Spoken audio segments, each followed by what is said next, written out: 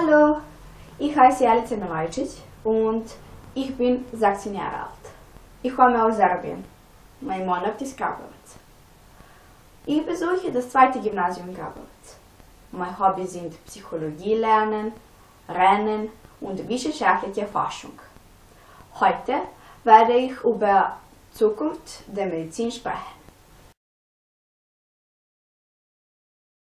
Medizin wird sich in vielerlei Hinsicht in Zukunft entwickeln.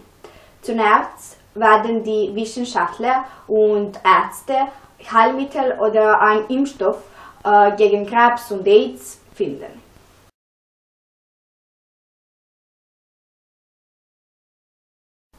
Dann werden die Bedingungen in den Krankenhäusern besser sein, besonders in Läden, wo sie nicht qualitätsgesichert sind.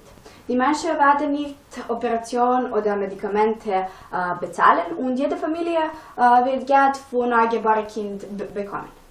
Die Operationssäle werden mit der besten Ausstattung versehen.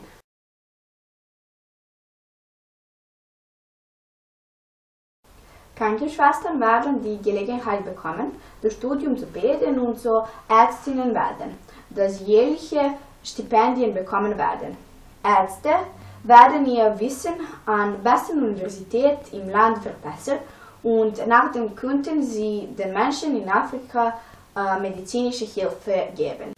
Jedes Krankenhaus muss eine Gruppe von Ärzten als Ärzte ohne Grenzen haben.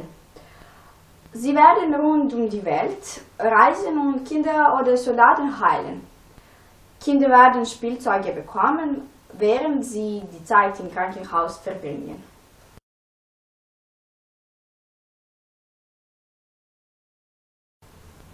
Das ist alles. Auf Wiedersehen!